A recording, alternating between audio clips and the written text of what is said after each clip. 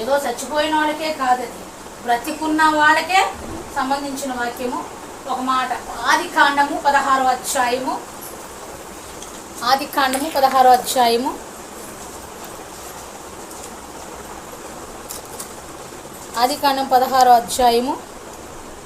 8వ వచనం అండి, ఒక్కసారి చదవండి. సారాయి దాసివైన హాగరు, ఎక్కడ నుండి వచ్చావు, ఎక్కడికి వెళ్ళుచున్నావని అడిగినందుకు అది నా యజమానురాలైన సారాయి వద్ద నుండి పారిపోచున్నానని అని. చాలు. ఇక్కడ యెహోవా తండ్రి హాగరుని అడుగుతున్నాడు. ఏమని అడుగుతున్నాడంటే, సారాయి దాసివైన హాగరు, ఎక్కడి నుంచి వచ్చావు, ఎక్కడికి వెళుతున్నావు? ఇప్పుడు ఇదే ప్రశ్న మిమ్మల్ని అడిగాను అనుకోండి. ఉదాహరణకి ఆమె రాజమండ్రిలో ఉండి, రేణుక, నేను రాజమండ్రికి వెళ్ళి, అమ్మ రేణుక ఎక్కడి నుంచి వచ్చామంటే మా తాడేపల్లి అండి, రాజమండ్రి, మా నాన్న మా అమ్మగారు వాళ్ళు, అందుకని వచ్చాను సమాధానం చెప్పి. కానీ దేవుడు మనల్ని ఒక ప్రశ్న వేశాడు అంటే అక్కడ ఆగి చాలా ఆలోచించాడు. దేవుడికి భూత వర్తమాన భవిష్యత్ కాలం దేవుడు.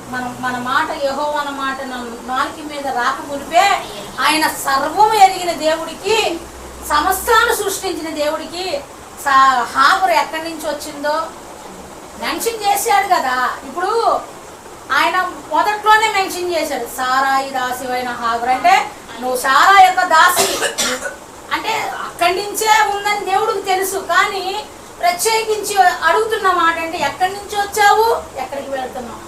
ఇక్కడ మనం ఆలోచించవలసిన మాట ఏంటంటే, దేవుడు ప్రశ్న వేస్తే దానికి కరెక్ట్గా ఆన్సర్ చెప్పాలి. దానికి కరెక్ట్గా ఆదాము ఎక్కడున్నావంటే, అయ్యా అంజూరపు చెట్లు చాటును ఉన్నాడు. ఏబు పుస్తకంలో అపవాదిని అడిగాడు, ఎక్కడి నుంచి వచ్చావు నువ్వు, ఎక్కడికి అంటే, అయ్యా భూమి మీద ఇటు తిరుగులాడుతూ వచ్చానని. ఇప్పుడు దేవుడు అదే ప్రశ్న హాగరుని అడుగుతున్నాడు. హాగరు కరెక్ట్గా ఆన్సర్ చేసింది, అయ్యా నా యజమానురాలు నన్ను బహుగా చిత్రహింసలు పెడుతుంది అయ్యా, చిత్రహింసలు పెట్టేసి నేను ఆ శ్రమలకు తాళలేక పారిపోతున్నానంటే నీ యజమానురాల దగ్గరికి వెళ్ళి అణిగి మణిగి ఉండమని చెప్పాడు. కానీ ఇక్కడ ప్రశ్న, దేవుడు హాగరుతో కాదు, ఇప్పుడు మనతో మాట్లాడుతున్నాడు. అసలు మనం ఎక్కడి నుంచి వచ్చాం? కొంతమంది స్టూడెంట్స్ అడిగితే చెబుతారు, మానవుడు కోతి నుంచి వచ్చాడు. ఎక్కడి నుంచి వచ్చాడు? కోతి నుంచి. మరి ఇప్పుడు అదే కోతి ఎందుకు మనుషులు అవ్వట్లేదు అంటే దానికి అర్థం లేదు. అదే కొంచెం హిందువులను అడగండి, వాడు సృష్టికర్త, బ్రహ్మ సృష్టికర్త, అవునా?